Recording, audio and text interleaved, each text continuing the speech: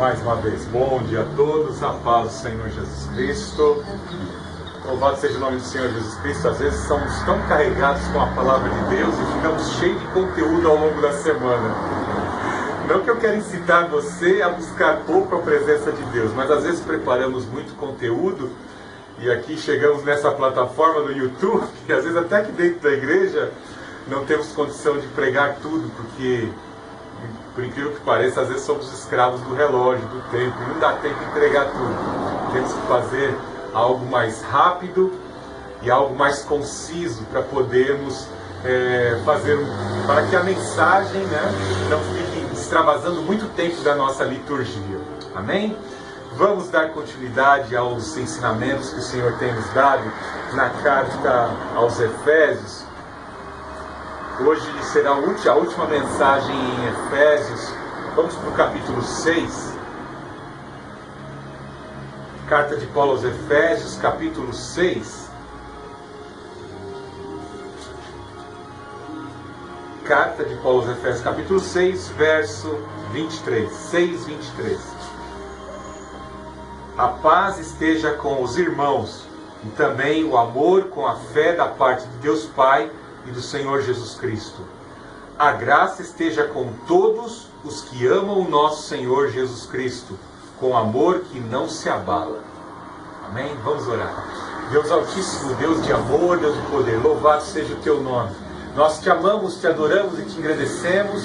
Nosso coração se alegra e se regozija com a oportunidade de pregar a Tua palavra. Muito obrigado porque o Senhor tem nos enchido com ela. Tua palavra nos diz que nós somos santificados por meio da Tua palavra, desde que permitamos que ela entre pelos nossos ouvidos, pelos nossos olhos, e venha irrigar nossa consciência, para que possamos produzir bons frutos. Ó Senhor Jesus Cristo, constrói em nós, faça-nos frutificar, faça-nos florescer as flores e os frutos que o Senhor Jesus Cristo assim desabrochou. Em nome do Senhor Jesus Cristo, que o nosso testemunho, Pai Santo, possa ser revestido do Teu poder. Em nome do Senhor Jesus, que a nossa moral e a nossa forma de vivenciarmos esta vida seja para glorificar o Teu nome. Em nome do Senhor Jesus Cristo, abençoe a remanescente Cristã Filadélfia, a todos que se encontram aqui, a todos que se encontram neste momento nos assistindo pelo YouTube. Em nome do Senhor Jesus Cristo, que todos possam sair convictos, declarando que Jesus Cristo é o Senhor, e dispostos a testificarem o Seu nome, e dispostos a serem testemunhas de Jesus. Em nome do Senhor Jesus, reveste de poder, reveste com a Tua armadura a vida de cada um deles, Pai Santo, para que não sejam abalados. Em nome do Senhor Jesus Cristo, usa a minha vida como canal da Tua comunicação, meu Senhor Jesus. Eu te peço para pregar o Teu Evangelho e expandir as fronteiras do Teu reino no coração das pessoas. Glórias ao Pai, ao Filho e ao Santo Espírito.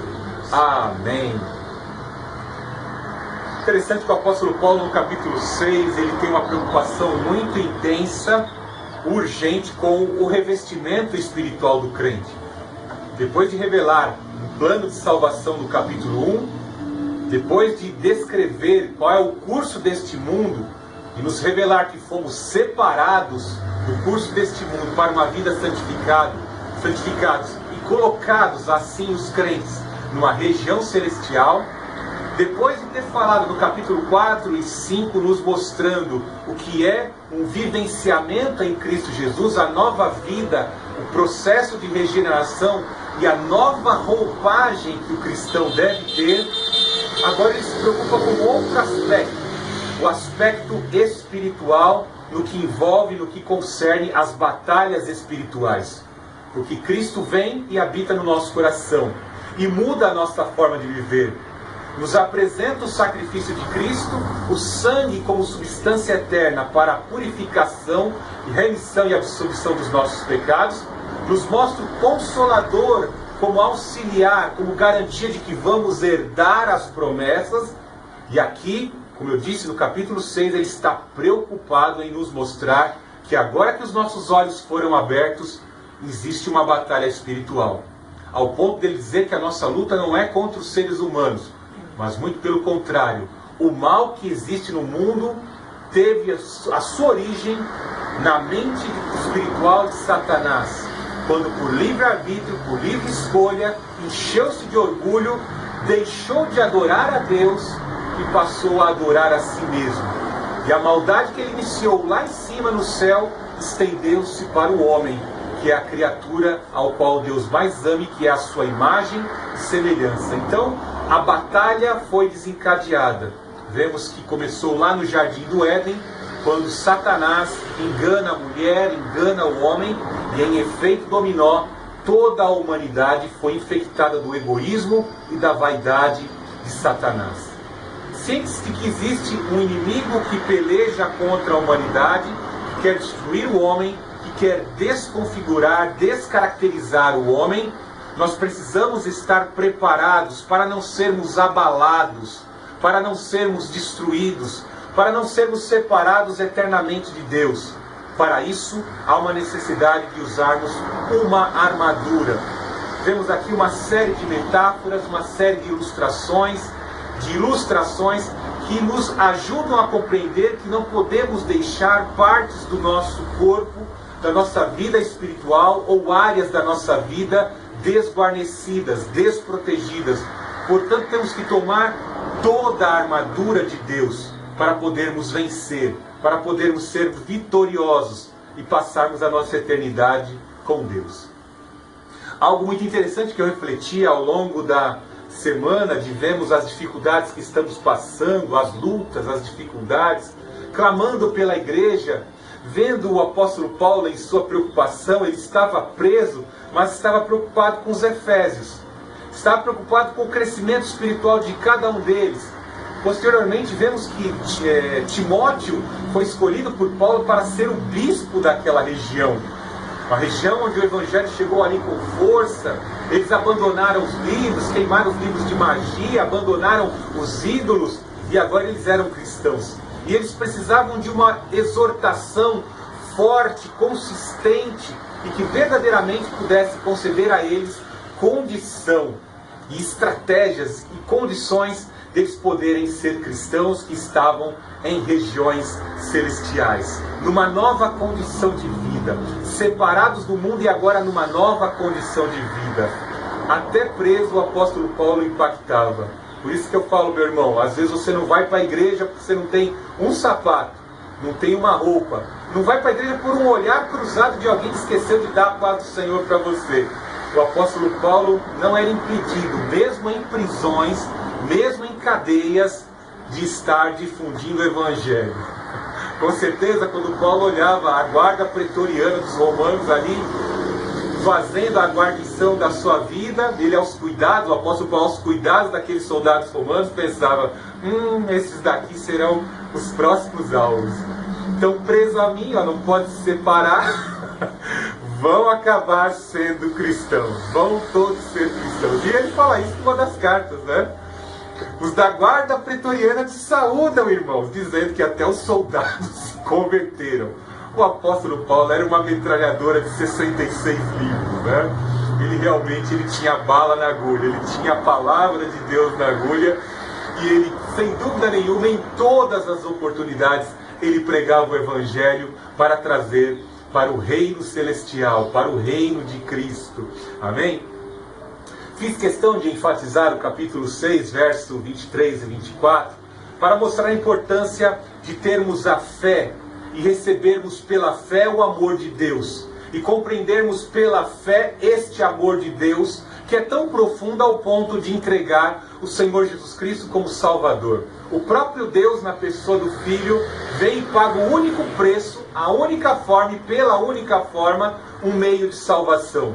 Quando olhamos para Cristo e aceitamos o seu sacrifício, os nossos pecados são imputados naquele sacrifício oferecido por Cristo há 2000 anos atrás. E Deus já não está mais irado conosco, porque quando Ele olha para nós, nos vê um coração, nos vê com um coração contrito e arrependido, crendo na obra do seu Filho, e o Senhor nos absolve. Isso se chama justificação, porque o Senhor Jesus, na cruz do Calvário, Ele rasga aquela promissória, aquela nota, aquele título que você tinha que pagar pelos seus pecados. Deus rasga e absolve você. Então nos tornou justos.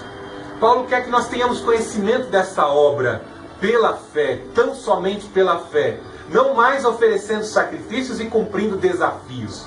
A graça é de graça. Se a graça é de graça, eu não tenho que pagar por ela. É gratuita, é dom de Deus. É mostrando e expondo o dom supremo do amor de Deus para a humanidade mediante a fé. Eu aceito pela fé, é me concedido gratuitamente a salvação sem custo algum. Veja que ele fala da parte de Deus Pai e do Senhor Jesus Cristo. O próprio Pai, o próprio Senhor Jesus e o próprio Espírito são um. Os três estão em harmonia, os três estão de acordo. Quem não tem o Espírito não tem Jesus e nem o Pai. Quem não tem Jesus não tem o seu Espírito e também não tem o Pai. Os três têm que estar em harmonia, em acordo, nessa condição de fé, nessa região celestial em que fomos colocados, nesta nova condição espiritual. Veja que ele fala: graça esteja com todos. Essa concessão de amor na pessoa do Pai, do Filho e do Espírito Santo, aos que amam o nosso Senhor Jesus Cristo com um amor que não se abala. Após termos aprendido esta obra grandiosa do Senhor Jesus Cristo, como eu disse alguns instantes atrás, é necessário entendermos que os nossos olhos se abriram para entendermos o curso deste mundo. Eu gosto muito de ler um historiador britânico chamado Christopher Dawson, que, ao contrário de muitos historiadores marxistas, eles falam que a história não tem sentido. A história não tem sentido. É que nós é que construímos a nossa história, mas ela não tem um sentido. Não existe céu, não existe inferno. Muito pelo contrário, Christopher Dawson, ele mostra claramente que existe um sentido. Dentre os historiadores cristãos, ele aponta que a história tem um sentido, que tem um juízo final e que tem um Deus que criou todas as coisas e que ele virá para impor um juízo sobre as obras de cada um na humanidade. E algo interessante é que, ciente de que a história tem um destino, a história tem um curso, ela vai desencadear algo lá no final, nós temos que estar preparados para as batalhas ao longo de todo o processo da nossa vida. Talvez você olhe para o seu próprio corpo e você vai ver algumas cicatrizes. Talvez você tenha uma cicatriz aí de infância, quando você desobedeceu o seu pai e a sua mãe, e você se cortou com uma faca ou se cortou com algum outro objeto. É muito comum, principalmente nós que trabalhávamos em fábrica, éramos técnico em mecânica, nós temos algumas cicatrizes que, ao trabalharmos e desempenharmos lá na função de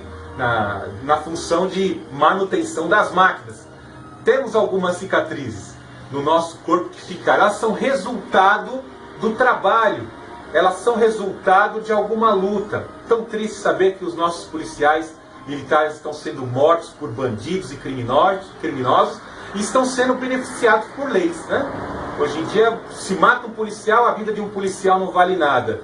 E o bandido recebe toda a assistência. Nas prisões temos os bandidos recebendo picanha, arroz, comida, tudo de primeira, chocolate, né? Celular, visita íntima, e os policiais não recebem assistência alguma. Como terrível observar um policial que tomou um tiro na espinha e recebe tão pouco recurso para a sobrevivência. Sua família foi destruída. O cuidado que uma mulher agora tem que ter com aquele marido que ficou paraplégico é algo que nos traz muita tristeza e nos emociona muito ao ver que aqueles que são incumbidos de cuidar da sua família, de proteger os seus bens, não são protegidos pelo Estado. Me lembro de um filme também, Helena de Troia, quando o irmão do príncipe Paris enfrenta aquele cão de guerra chamado Aquiles. Aquiles tinha várias cicatrizes no seu rosto, no seu corpo, e algo que me deixou impressionado pelo filme é um corte que ele tinha no pescoço, pois um dos guerreiros quase conseguiu cortar a cabeça de Aquiles, mas não conseguiu. Aquiles conseguiu reverter na luta e ganhar aquele oponente. Ou seja, aquele homem passou várias vezes pelos limites da morte, mas não morreu, prevalecendo em todas as batalhas. Cicatrizes que se trazem. Alguns guerreiros primitivos também traziam os troféus, né? Lembro-me que na colonização dos Estados Unidos, os carapálidos, os chamados britânicos, os ingleses, assim eram chamados pelos índios, porque a pele era muito branca. Então os índios, pele vermelha, chamavam eles de cara pálida. Chamavam de cara pálida. E quando os índios assim matavam os cara pálidas, eles arrancavam os cabelos, pegavam as perucas dos britânicos e arrancavam o escalpo. Ou seja, arrancavam os cabelos com o couro cabeludo e fazia daquilo troféus.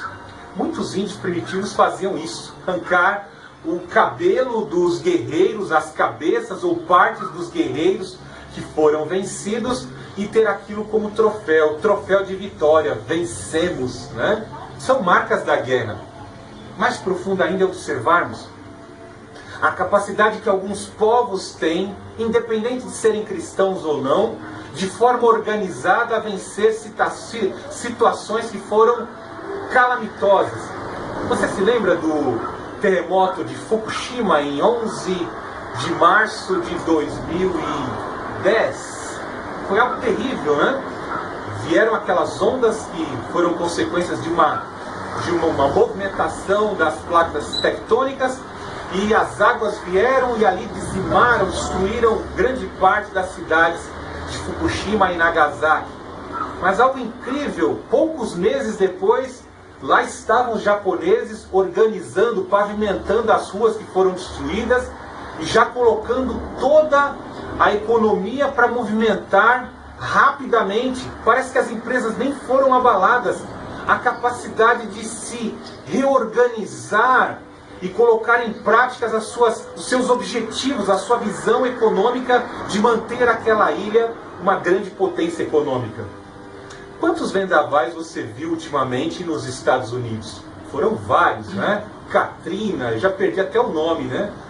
Vários nomes de furacões e tufões com nome de mulheres, né? E veja a capacidade que os Estados Unidos, a maior potência econômica do mundo ocidental, tem de se reorganizar, de se refazer depois de situações catastróficas e calamitosas. Isto nos serve como exemplo. Bem assim, o apóstolo Paulo, quando nos instrui a termos uma armadura espiritual, ele quer que nós venhamos a nos proteger, estarmos preparados para a intensidade das batalhas. E uma coisa bem certa, eu não vou iludir você. O Senhor Deus Altíssimo não isentará você de nada. Procure estar posicionado, procure estar obedecendo a palavra de Deus, porque o dia mal virá.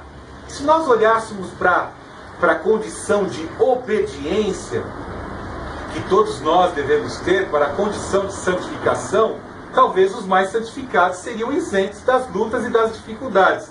Mas não, pelo contrário, os que mais se santificam, os que mais buscam da presença de Deus, esses passarão por intensidade de provas cada vez maiores. Veja por Enoque, veja por todos os profetas, veja por Daniel. Daniel foi isento da cova dos leões. Ananias, Azarias e Misael foram isentos da fornalha. A igreja de Cristo foi isenta do cerco de Jerusalém. E os 12 apóstolos, com exceção de Judas, colocando Matias no lugar de Judas, os 12 apóstolos foram isentos de serem martirizados, foram isentos de serem levados para o exílio? Nenhum deles. Então, por que nós, igreja da pós-modernidade, com tanto conforto, com tanta comodidade, seremos isentos da provação? Por isso, precisamos de uma batalha espiritual, precisamos de uma armadura espiritual para as nossas vidas. Precisamos tomar toda esta armadura para podermos desempenhar bem a nossa vida cristã. Primeiro, Paulo tocou, como eu disse, no aspecto do vivenciamento. Nós temos que abandonar a outra roupagem. Nada de ficar aí usando piercing, fazendo tatuagem no corpo, né? Não darás golpe algum na tua carne pelos mortos, nem farás marca alguma na tua pele, pois eu sou o Senhor teu Deus. Na NVI ainda é mais clara a tradução, dizendo que não farás tatuagem alguma na tua carne. Então isso é cultura do mundo. Você é templo do Espírito Santo. Você não pode aceitar nenhuma marca dessa na tua pele. Está lá em Levíticos 19, 28. A instrução da palavra de Deus em como você deve tratar essa cultura pagã, essa cultura satânica do inserimento de marcas e piercings na pele. Gênesis 35 nos fala claramente lá, quando Deus exorta, manda teus filhos tirar os piercings da orelha, tira as arrecadas da orelha. Gênesis 35, porque o Deus aterrador veio como juízo ali na terra de Siquém e exortou que todos eles tirassem essas vestimentas e esses símbolos de piercings e arrecadas que estavam nas orelhas dos patriarcas. Então vemos que nós devemos vestir uma nova roupagem. A nossa roupagem deve ser coadunada com a palavra de Deus. As mulheres são instruídas na carta de Pedro a terem a compostura de vestidos e frisados de cabelo. Os homens são posicionados a cuidarem das suas mulheres e viverem uma vida longe da fornicação, da prostituição, do adultério, da aparência do mal, e viverem de uma forma que o mundo possa observar a cada um, tanto homens, mulheres e jovens, os filhos, como filhos de Deus, como família, instituição de Deus. Isso é muito importante. Então essa é a nova roupagem, essa é a nova postura, pois fomos colocados em condições de região celestial. E agora, como eu disse, mostrando que os olhos foram abertos, a compreensão e a verdade chegou até nós, nós temos que agora travar uma batalha pela fé com uma armadura. Por quê? O diabo agora sabe que você não faz mais parte do reino dele. Lembra que eu disse na mensagem passada que o Senhor Jesus Cristo veio e conhecereis a verdade e a verdade vos libertará. O Senhor Jesus Cristo veio como grande guerreiro, Senhor dos exércitos, e desbaratou o cativeiro. Você estava aprisionado pelos grilhões do pecado. E o diabo estava contando seus dias. Breve você vai envelhecer, breve você vai morrer pelo vício, breve você vai morrer no seu pecado e você vai morar comigo para sempre no inferno. Mas Jesus Cristo desbaratou o cativeiro, derrotou o valente, o amarrou e libertou você. Acabou o curso desse mundo. Agora a tua história tem sentido. Você não está mais seguindo o curso do mundo para a destruição. Você segue agora a história que Deus preparou para a tua vida. Uma história que é de verdade. Não é uma história esquerdista, não, que é cheia de mentira, que cria o falso herói. Não. O verdadeiro herói, o Senhor Jesus Cristo, veio salvar a tua vida. Não é aquela história mentirosa não, de Nelson Mandela, o guerreiro assassino, terrorista, assaltante de banco, que a mídia fica batendo palma. Não é esse guerreiro fajuta, não. É o guerreiro verdadeiro, que não tem pecado algum e que morreu por você na cruz do Calvário. Louvado seja o nome do Senhor Jesus. Você agora deve se revestir. Agora que os teus olhos foram abertos e você está na verdade, veja que ele fala: finalmente fortalecei-vos no Senhor e na força do seu poder. Está notando? Sem mim nada podeis fazer. Se vós não estiveres em mim, as minhas palavras em vós, o ramo da videira vai secar, e o destino dessa videira, desse ramo, é ser queimado.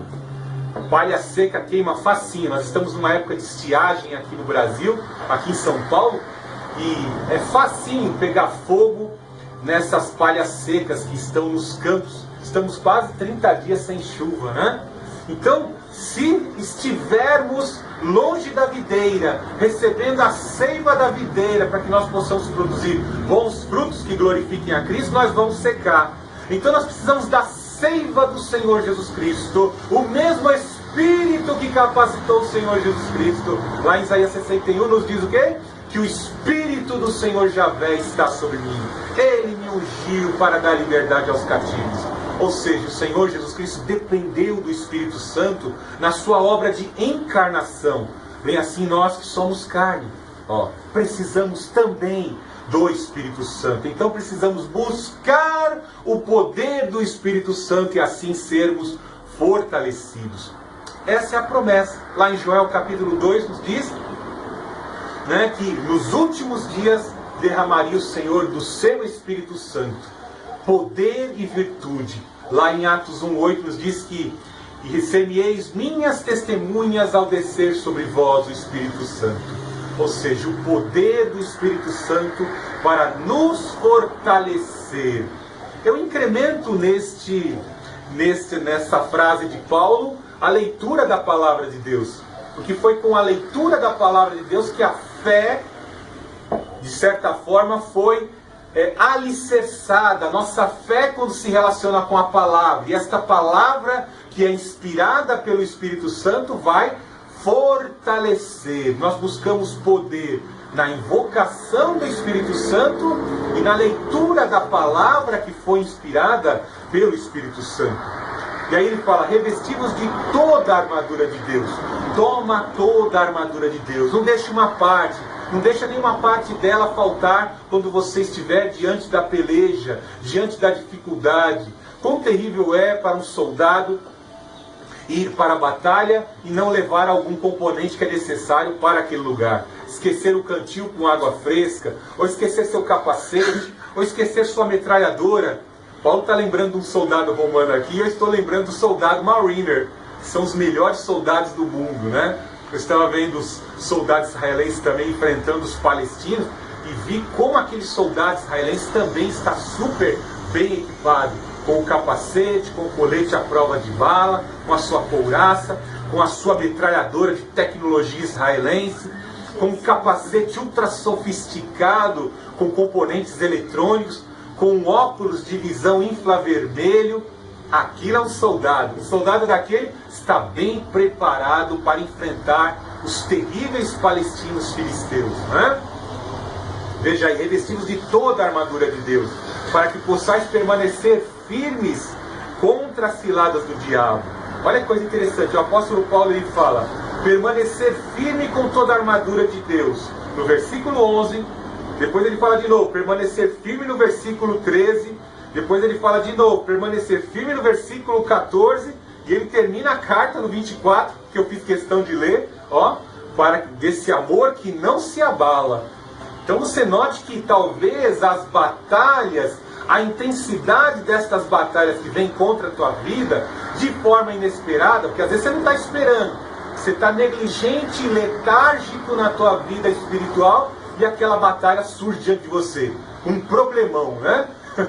Eu estava dormindo com a minha esposa muito bem numa noite de sexta-feira, virou a noite de sábado, aí ocorreu um problemão, 0 horas e 15 minutos da noite de sábado, né? Eu fui dormir na sexta-feira também, quando virou a noite de sábado, né? O mês passado, ó, um turbilhão aconteceu. Graças a Deus nós estávamos preparados, porque nós sabemos que a morte, quando acomete alguém da nossa família, né? Nós sabemos que o crente não morre, o crente descansa no Senhor. Mas e para os que não conhecem a Cristo e esperam reencarnação ou outras ideologias espirituais? E aí fica complicado, né? Mas uma coisa é bem certa, que os imprevistos podem produzir cicatrizes na nossa pele, podem produzir cicatrizes na nossa mente, na nossa consciência, que vão gerar ressentimentos, mágoas. E às vezes Deus permite uma luta, uma prova, e a intensidade da prova, porque Deus está mais preocupado com o nosso caráter, porque Ele quer nos fazer passar por essa luta, por essa batalha, com o objetivo de nos salvar após a batalha. E nós não entendemos, nós queremos batalhar em pecado, nós queremos enfrentar aquela luta na nossa própria força, no nosso próprio egoísmo. Nós não nos santificamos na batalha.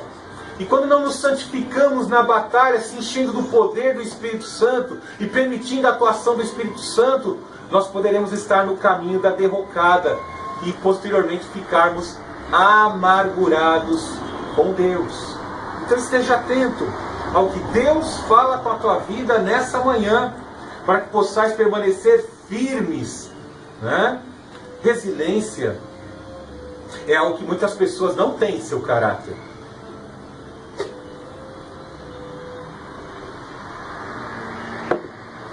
Resiliência é uma capacidade de manter as características originais, mesmo sob condição de pressão.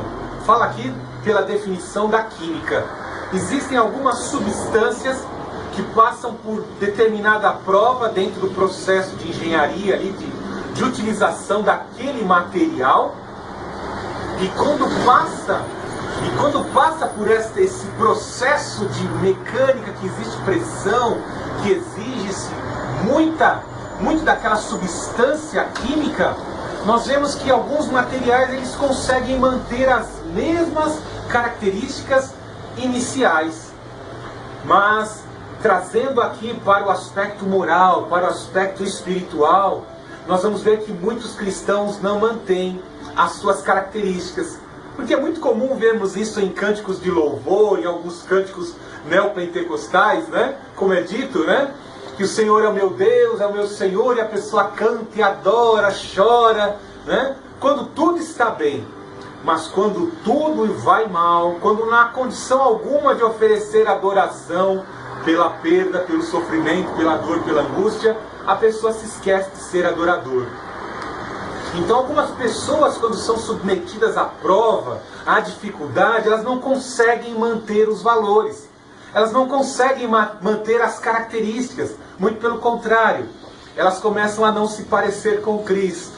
Elas começam a blasfemar, elas começam a xingar, ficam amarguradas com Deus, reclamam, são murmuradores, criticam a forma de Deus estar administrando as situações.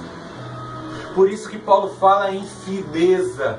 Firmeza é a resiliência, essa capacidade de, mesmo sob pressão, manter as características, manter uma aparência semelhante à aparência do Senhor Jesus Cristo.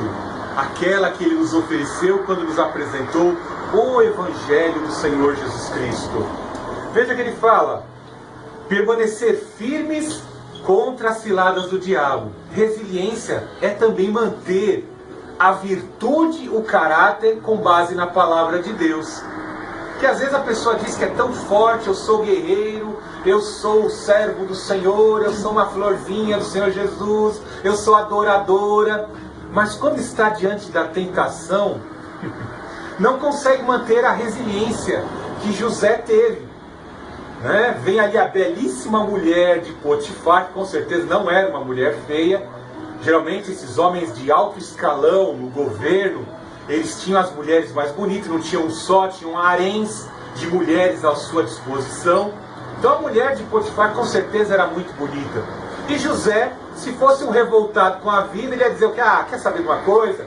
Esse Deus aí que me deu sonho é um Deus mentiroso, ele só dá sonho. E quanto mais eu oro, quanto mais eu busco, mais ele se afasta e eu vou me afundando cada vez mais. Agora que eu estou melhorando de vida, que eu sou o contador aqui da fazenda do meu senhor, eu vou ter aí um rolo aí com a mulher dele aí, que é uma forma de eu me vingar desse capitalista opressor. Vou me vingar dele. Não, pelo contrário. José mostrou obediência a Deus ao ponto de declarar para aquela mulher: o meu senhor Potifar me colocou tudo à disposição na casa. Ele nem faz mais controladoria de nada. Ele entregou a controladoria a mim. E a única coisa que ele não colocou em minhas mãos para controlar é a sua mulher. Seria eu infiel a Deus? Note a fidelidade testificada ao Senhor Altíssimo pelo Senhor humano, que era o patrão dele. E ele foge da aparência do mal, ele foge da tentação, ele